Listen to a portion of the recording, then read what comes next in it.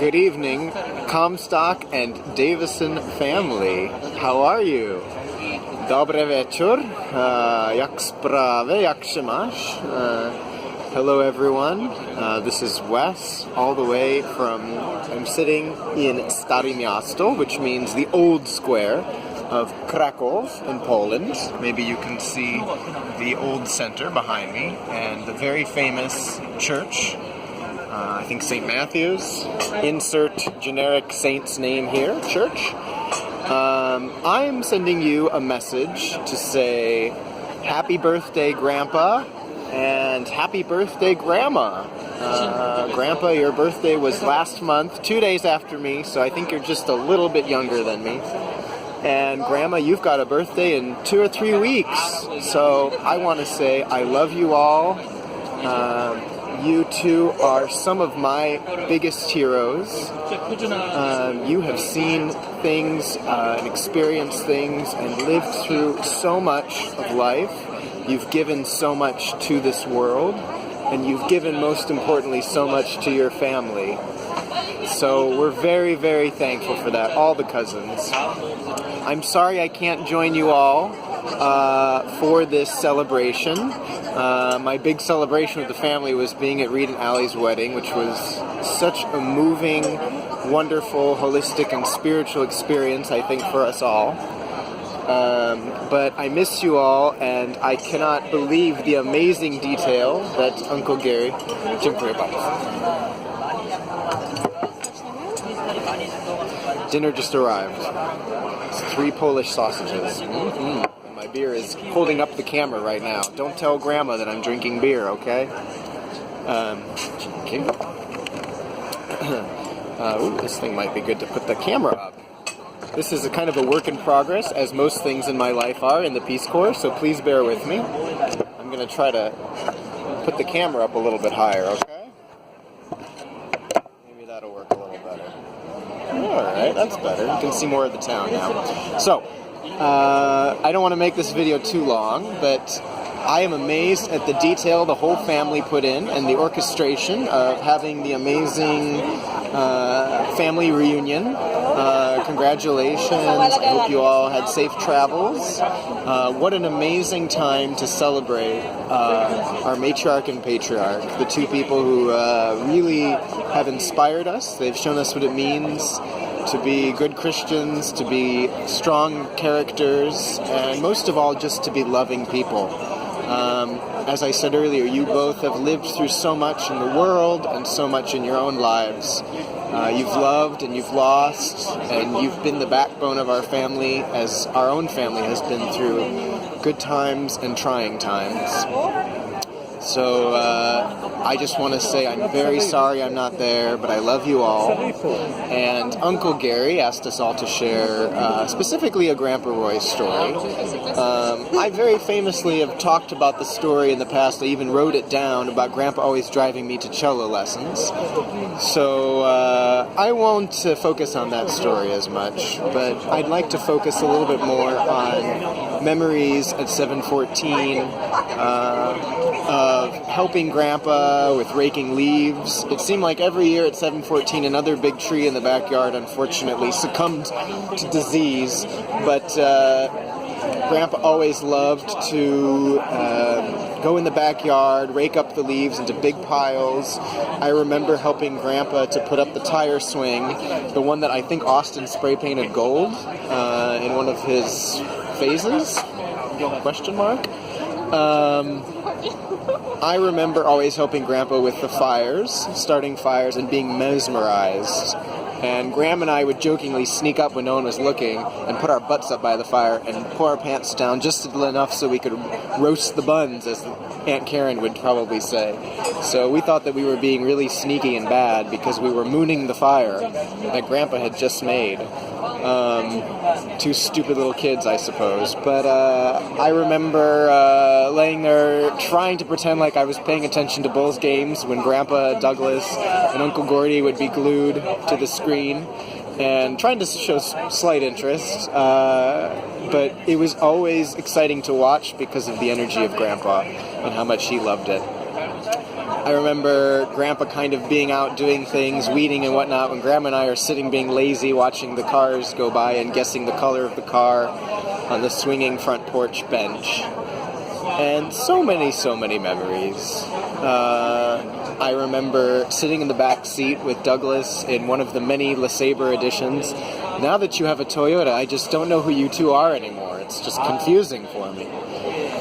But Douglas and I, there would be an armrest in the back, and I remember Douglas and I would fight. We'd push for the armrest because it was a shared armrest in the middle seat that would come down from the back seat. And I remember that's one of the only times I heard Grandpa raise his voice, the man of few words, who screamed, "Douglas and Wesley, you two stop it or I'll pull over this car." And that we knew that was serious, because when Grandpa said stop, that was one of the few times that we were like, oh crap, Grandpa's angry. And we had heard the story about bend down and grab your ankles, so we knew to be very careful about getting Grandpa angry and having him pull over the car.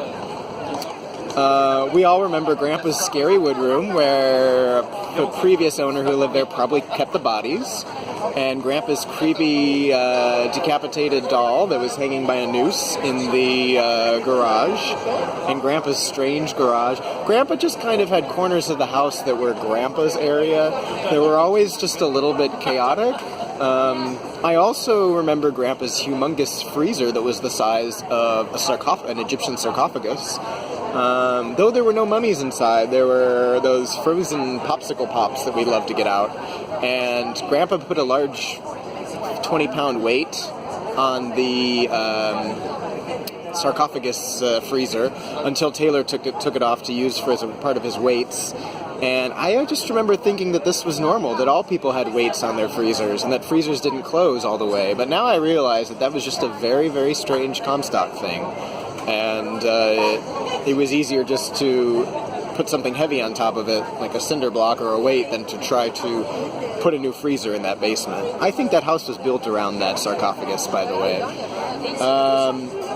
Anyway, many memories, and they fill on and off. I hope that Dawn or someone will keep the memories in their head for me.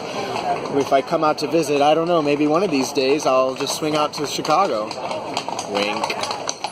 So, anyway, I love you all, and more stories to tell when I see you both in person. So excited that we have Ben in town, Drew and Emma. I hope I get to meet you someday, Emma. Welcome to the family. We've got little Kylie and Krista in town. Dougie is even there. He's not doing too much work. Uncle Doug is in town. Reed and Allie, Austin, Taylor, and Katie. So it sounds like it's just a great reunion. Whitney, I'm sure, is swinging by. So, Joe and Courtney. So I love you all.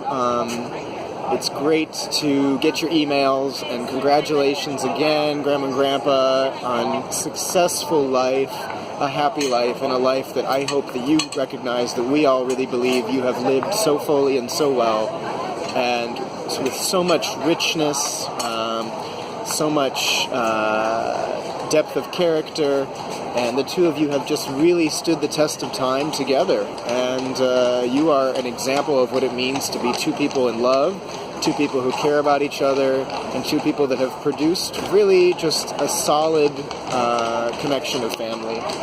You know, the more I've traveled the world and met new people, and the more I've realized the importance of two things, social capital and family.